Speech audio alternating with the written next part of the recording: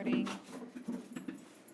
And so now you can see the numbers are going, and then you can mark it up, write on it, and then give the kids directions as you're going along. Oh, okay. Don't push the bottom one though, because that'll erase. Oh. It erases everything. I learned that one the hard way. I was like, whoops, I don't want to do that. But, Okay. so, yep.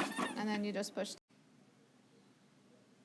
Hey boys and girls, so as you can see, I am not here today. I was really sad that my kids were sick and I couldn't be with you on your first day back after all the online learning that we've done. Anyway, on your desks you have your binder which has all of your new papers that you'll need for the next few weeks. You have your February newsletter, that's the purple paper.